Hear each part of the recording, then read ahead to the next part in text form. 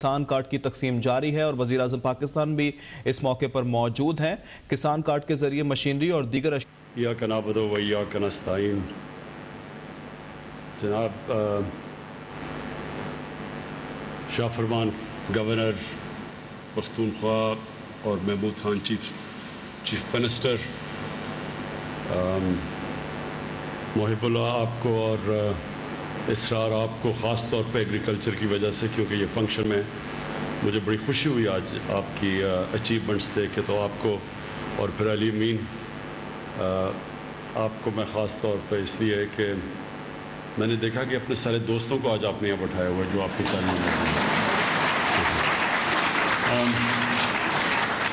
اور جمشید چیمہ آپ نے جس طرح بڑی تفصیل میں بہت زیادہ انفارمیشن بڑے تھوڑے وقت میں آپ نے لوگوں کو دی، تو میں سب سے پہلے علی امین کی بات سے شروع کرنا چاہتا ہوں۔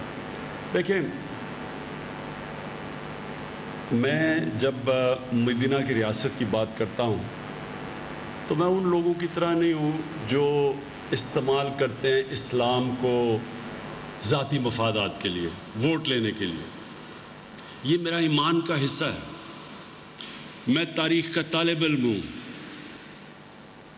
میں نے دنیا کی تاریخ پڑھی ہے، میں نے پھر بڑی تفصیل کے اندر اپنی تاریخ پڑھی ہے، پھر اپنے اسلام کی، پھر سب سے جس کا میرے اوپر سب سے زیادہ اثر پڑا اپنے نبی صلی اللہ علیہ وسلم کی زندگی کی بڑی تفصیل میں پڑھی ہے۔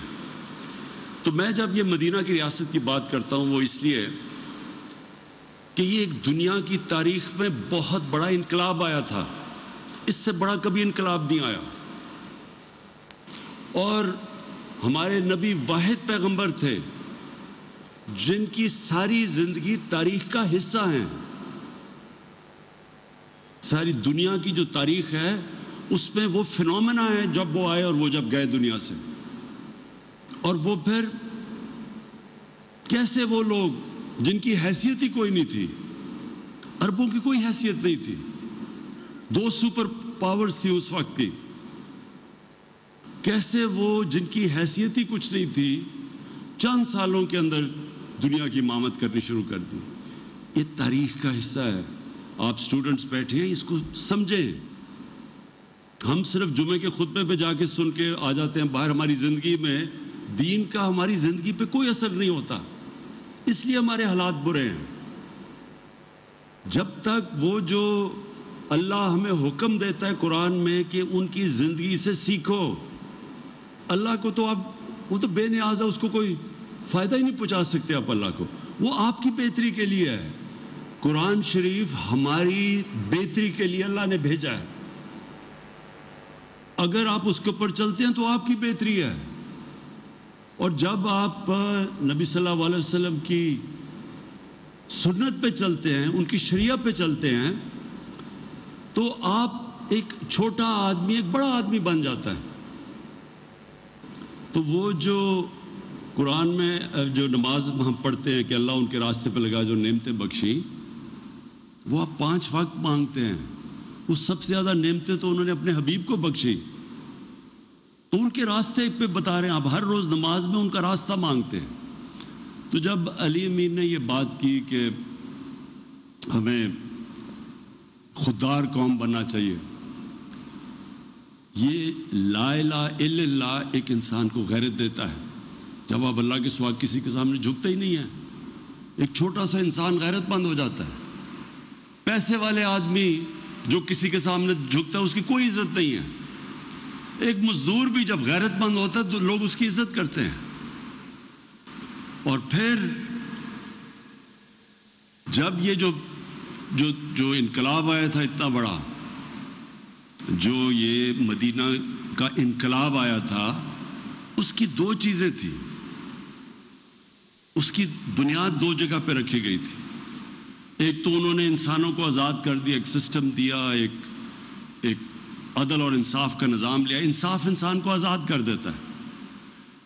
جس معاشرے میں جو حضرت علی کا قول ہے نا، ظلم کا کفر کا نظام چل جائے گا لیکن ظلم کا نظام نہیں چل سکتا. ناانصافی کا نظام اس لیے نہیں چل سکتا کہ جو پاکستان میں ہے کہ بڑے بڑے مافیا بیٹھے ہوئے ہیں, قانون کے اوپر ہیں,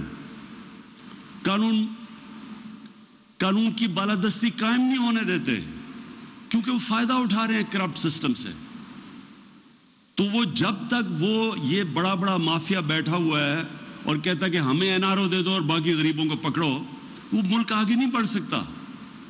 تو ہمارے نبی صلی اللہ علیہ وسلم نے سب سے پہلے مدینہ میں انصاف قائم کیا کہ میری بیٹی بھی اگر جرم کرے گی تو اس کو سزا ملے گی, اور تمہارے جدھر قانون نہیں تھا, جدھر انصاف نہیں تھا, جدھر طاقتور کے لیے اور کمزور کے لیے دوسرا. اور دوسری چیز تھی, انہوں نے انسانوں کے کیریکٹر کو اٹھایا, کیریکٹر بلڈنگ کی نیشن کی.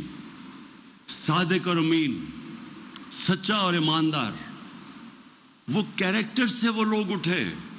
کبھی بھی جھوٹے لوگ, ڈرپوک لوگ بڑے قوم نہیں بنا سکتے. سچے لوگ, دلیر لوگ, جو اللہ میں, جو لا الہ الا اللہ میں ماننے والے لوگ, غیرت مند لوگ, وہ صرف بڑی قوم بنتا ہے. اور وہ ثابت ہے, مدینہ کی ریاست میں وہ ثابت ہوا ہے کہ دیکھتے دیکھتے یعنی جنگ بدر کے 11 سال بعد تو ایک سپر پاور گری اور 13 سال کے بعد دوسری گری ان کے سامنے. تاریخ کا حصہ ہے یہ. تو میں صرف آپ کو یہ سمجھانا چاہتا ہوں اور اپنی قوم کو, ہم ایک بڑی قوم نہیں بن سکتے جب تک ہم اپنا کیریکٹر ٹھیک نہ کریں. ہم بھی صادق اور امین نہ بنیں, سچے اور امانت دار نہ بنیں, انصاف کرنے والے نہ بنیں, کبھی قوم بڑی نہیں بن سکتی. جو مسلمان جب پھیلے تھے ساری دنیا میں تو لوگ ان کے کیریکٹر سے متاثر تھے. انڈونیزیا اور ملیشیا کے اندر کوئی مسلمان فوج نہیں گئی تھی, وہ ان کے تاجروں کے کیریکٹر سے لوگ مسلمان ہو گئے. اس لیے ہم بھی پاکستانی, اور میں کیونکہ ہماری اکثریت نوجوانوں کی ہے, میں مسلسل اپنے نوجوانوں کو اس چیز سمجھاتا ہوں کہ اللہ نے اس ملک کو کسی چیز کی کمی نہیں دی. ہمیں یہ خطہ وہ ہے جس میں سب کچھ دے دیا اس نے, لیکن ایک ہمیں کیریکٹر چاہیے ایک عظیم قوم بننے کے لیے. سچے لوگ, سچائی, یہ جو علی امین بات کر رہا تھا کرپشن کی, جو بھی ہاتھ پھیلاتا ہے کسی کے سامنے, پیسے مانگتا ہے کسی سے, اس کی دنیا عزت نہیں کرتی. جب کسی کو رشوت دیتا ہے تو اس کی غیرت جاتی ہے, جو رشوت لیتا ہے اس کی غیرت جاتی ہے. میں وہ جن لوگوں کو ہم کافر کہتے ہیں, میں نے ساری دنیا دیکھی ہوئی ہے. آپ حیران ہوں گے, وہاں اس طرح اخبار پڑا ہوتا ہے, لوگ پیسے ڈالتے ہیں, اخبار کوئی دیکھنے والا بھی نہیں ہوتا. کبھی وہاں سوچتے بھی نہیں کوئی دھاندلی ہوگی الیکشن میں. ہمارے یہاں پولنگ ایجنٹس بیٹھے ہوتے ہیں, وہاں ہو رہا ہوتا ہے, پھر لڑائیاں ہو رہی ہوتی, وہاں تو آتا ہے سیدھا ووٹ ڈال کے چلا گیا, کوئی پوچھنے والا بھی نہیں ہوتا, کوئی کہتا نہیں دھاندلی ہوئی. کہیں دیکھ لیں یورپ میں الیکشن ہوتا ہے, کہیں کوئی سوچتا بھی نہیں ہے دھاندلی کا. ہماری الیکشن سے پہلے ہماری گھنٹوں میٹنگ یہ نہیں ہو رہی ہوتی کہ ووٹر کو کیسے نکالنا ہے, دھاندلی کیسے روکنی ہے. تو یہ ہمارے لیے بڑی شرم کی بات ہے کہ ہمارے اس طرح کے لوگ آئے جو آج باہر بیٹھے ہوئے ہیں اور باہر اربوں اربوں روپے کی پراپرٹیز پہ بیٹھے ہوئے ہیں, ایک رسید نہیں بتا سکتے پیسہ کدھر سے آیا, اور وہاں سے تقریریں کر رہے ہیں بیٹھ کے. اس لیے جو جب تک اگر ہم نے بڑی قوم بننا ہے, عظیم قوم بننا ہے, وہ جو ہمیں بننا تھا, جو یہ بہت بڑا پاکستان کا کانسیپٹ تھا. تو میں صرف آپ کو شروع میں یہ بتا دوں کہ ایک تو سسٹم کے اندر ہم آج جنگ لڑ رہے ہیں قانون کی بالادستی کی سارے مافیاز کے خلاف, یہ اس میں انشاءاللہ ہم کامیاب ہوں گے. اور دوسری, قوم نے اپنے آپ کو چینج کرنا ہے. اللہ کی قرآن میں آیت ہے کہ میں کبھی کسی قوم کی حالت نہیں بدلتا جب تک وہ قوم خود اپنی حالت بدلنے کی کوشش نہیں کرتی, اپنا کیریکٹر نہیں بدلتا. اب جی یہ جو بڑا ضروری ہے آپ کے لیے سمجھنا, ہماری آبادی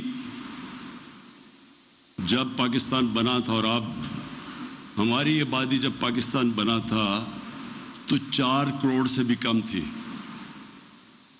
آج پاکستان کی آبادی 22 کروڑ پہ پہنچ گئی ہے، اور جس ریٹ پہ اب بڑھ رہی ہے تو ہمیں جو اتنی زرخیز زمین کے باوجود ہم نے پچھلے سال 40 لاکھ ٹن گندم امپورٹ کی ہے.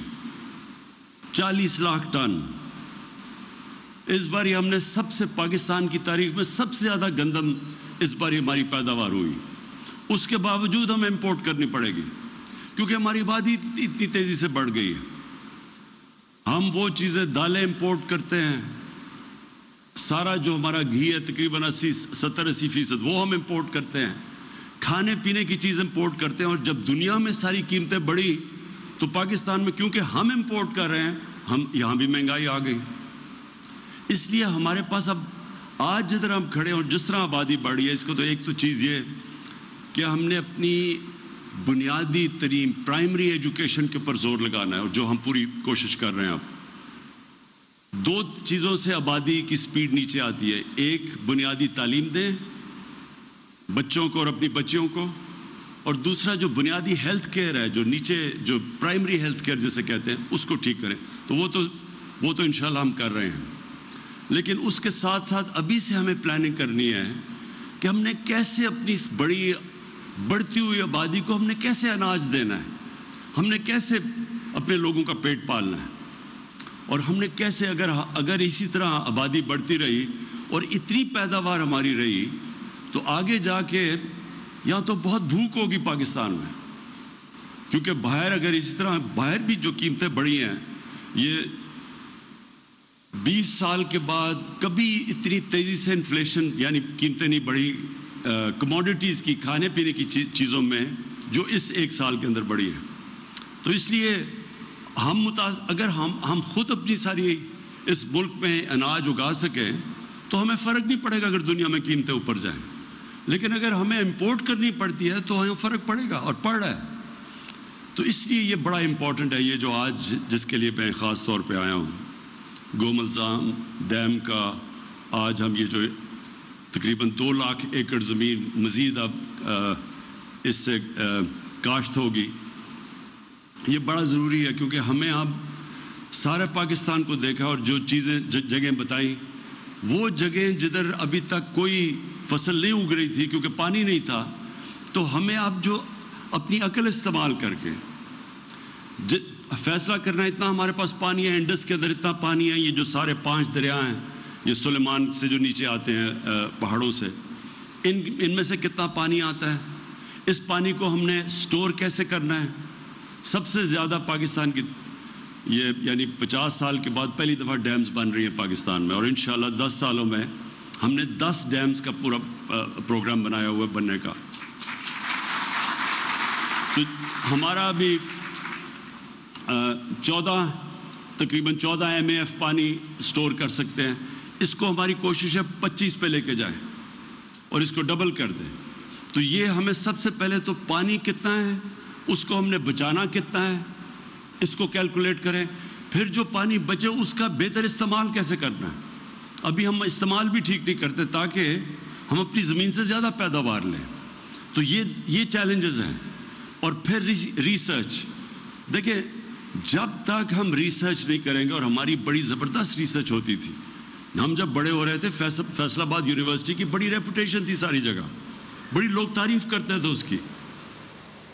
اس کے بعد ساری ہماری ریسرچ چلے گی. اب یہ دیکھ لیں کہ ہندوستان کی ییلڈ یا پیداوار ہمارے سے زیادہ ہے. ہم بات ہی نہیں کر رہے کہ امریکہ اور یہ یورپ کی، ہم تو بات کریں اپنے ہمسائے کی جو ہمارے ساتھ آزاد ہوا تھا، اس کی ہمارے سے زیادہ پیداوار ہے کیونکہ وہاں بھی ریسرچ زیادہ ہے. تو اس لیے سیڈ ڈیولپمنٹ، اس کی ریسرچ کرنا، پانی کا بہتر استعمال کیسے کرنا، اپنی پیداوار کو بڑھانا، نئی ٹیکنالوجیز کا کیسے استعمال کرنا، اب اس طرف ہم نے جانا ہے. اور پھر ہمارے ہی جو سارے علاقے پڑے ہیں، جس طرح قبائلی علاقے کی بات کی ابھی جمشید نے، یہ سارا وزیرستان پڑا ہے ہمارا، یہ بہت بڑے علاقے پڑے ہیں. ادھر اب ان علاقوں کا بہترین استعمال کیسے کرنا ہے. ایک چیز تو پاکستان میں شروع ہوگی، مثلا زیتون. پورا زیتون کا انشاءاللہ انقلاب آ رہا ہے ساری جگہ اور پختونخوا میں خاص طور پہ. اور یہ سارے قبائلی علاقے میں یہ بلوچستان تک ہم زیتون اگا سکتے ہیں. اور زیتون ایک کیش کراپ ہے. ایک تو یہ ہے کہ پاکستان میں بڑا فائدہ ہوگا, بڑی مہنگی بکتی ہے زیتون کا تیل, لیکن یہ دنیا میں ہم ایکسپورٹ کر سکتے ہیں. اور پاکستان میں ہم نے ریسرچ کی ہے کہ بہترین علاقے ہیں پاکستان میں اور بہت زیادہ علاقے ہیں زیتون کے. پھر اور بڑے کیش کراپس ہیں, مثلا ایووکاڈو ہے. اب ایووکاڈو ساری سبزیوں کا بادشاہ سمجھا جاتا ہے, سب سے زیادہ وٹامنز ہیں اس میں. ہمارا ملک بہترین ملک ہے ایووکاڈو اگانے پہ. میں نے اپنے گھر میں اگایا, ایکسپیریمنٹ کیا, زبردست اگتے ہیں. تو دکان میں پتہ چلا ایک ایووکاڈو 700 روپے کا بکتا ہے. تو یہاں ہمارے تو اتنا ہی جگہ ہے اگانے کی. تو کہنے کا مقصد یہ, انسان کو اپنا ذہن لگانا پڑتا ہے, اس کے لیے سوچنا پڑتا ہے, آگے کا سوچنا پڑتا ہے, اگلی الیکشن کا نہیں, اپنی اگلی نسلوں کا سوچنا پڑتا ہے.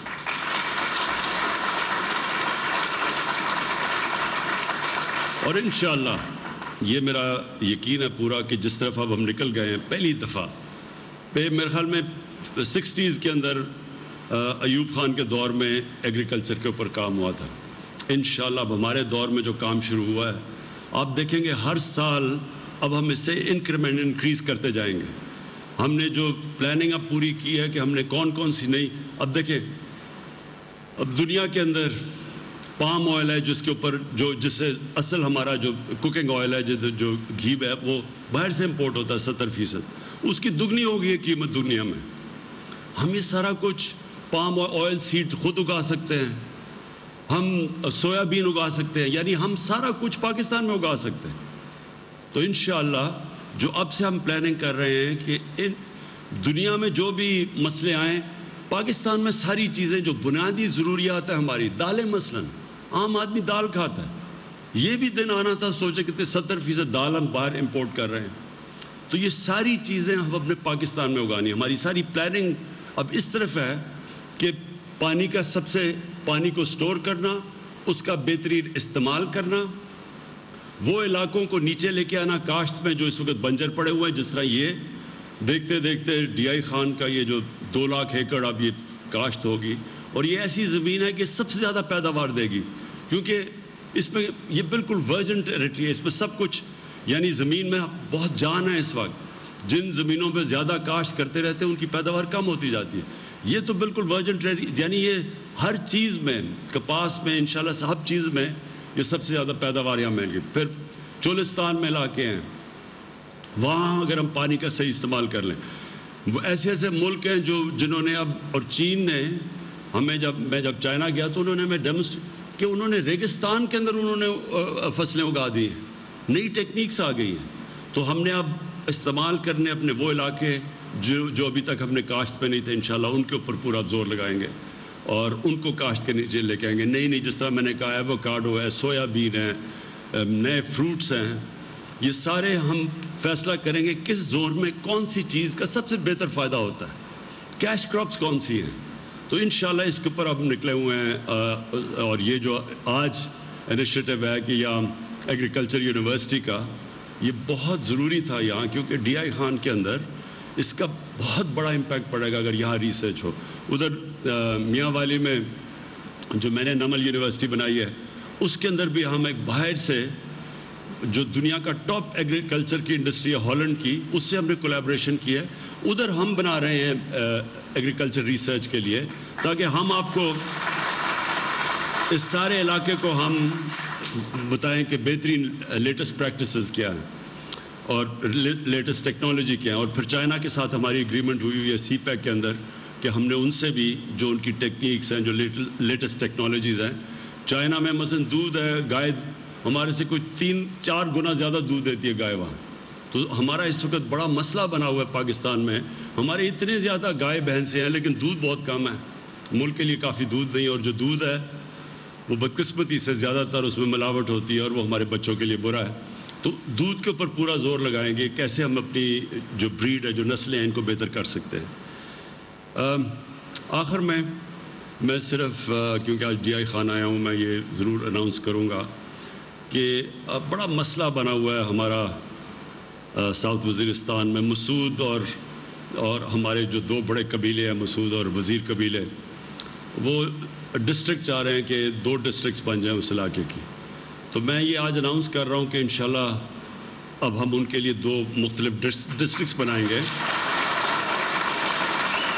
लेकिन मैं मैं साथ कह चलूँ कि उनके थोड़े से मसले हैं ज़मीन के, और वो मैंने इनको कहा हुआ है महमूद खान को कि उनके अंदर डिस्प्यूट है ज़मीन की, तो पहले वो हम हल कर देंगे और फिर इंशाल्लाह दोनों को हम डिस्ट्रिक्ट बनाएंगे। इससे मकसद इसका ये है कि ज़्यादा बेहतर एडमिनिस्ट्रेशन बेहतर हो सके। जितने आप छोटा एडमिनिस्ट्रेटिव ब्लॉक बनाएंगे उतनी बेहतर सर्विस दे सकते हैं लोगों को। तो बड़े बड़े इलाकों में जब हो जाते हैं और बड़े लोगों को दूर जाना पड़ता है, तकलीफ होती है। तो सिर्फ इसलिए इंशाल्लाह ये मैं आज अनाउंस कर रहा हूँ। और कबायली इलाके का मैं ख़ास तौर पे जो पुराना कबायली इलाका था उसके ऊपर हमने ख़ास जोर लगाना है कि वहाँ किस तरह हम उनकी किस तरह की फसलें को उनकी कैसी मदद कर सकते हैं, क्योंकि वो पीछे रह गया है। तो हमने ख़ास तौर पे जोर लगाना है कि वहाँ के लोगों की हमने स्टैंडर्ड ऑफ लिविंग, उनकी ज़िंदगी बेहतर, उनको कैसे हम कर सकते हैं। आज किसानों के, मुझे ये सबसे बड़ी खुशी है कि सबसे ज़्यादा पैसा आज किसानों के पास गया है पाकिस्तान की तारीख में। कभी इतना ज़्यादा पैसा किसानों के पास नहीं गया, क्योंकि पहली दफ़ा हमने कीमत दी है। ये बड़ा जो शुगर माफिया था वो पैसे नहीं देता था किसानों को। जो शुगर मिल्स थी वो जो रेट भी थी उससे भी कम पैसा मिलता था।